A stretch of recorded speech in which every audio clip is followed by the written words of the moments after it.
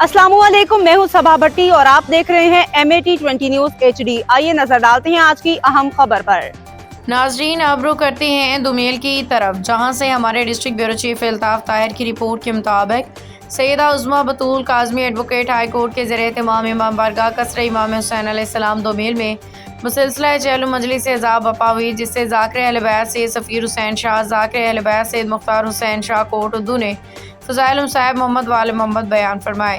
मजलिस एज़ाब में कसीर तादाद में लोगों ने शिरकत की। बाद अज़ मजलिस मातमदारी की गई। आइए नाजरीन, आपको बराह रास्त सुनवाते हैं।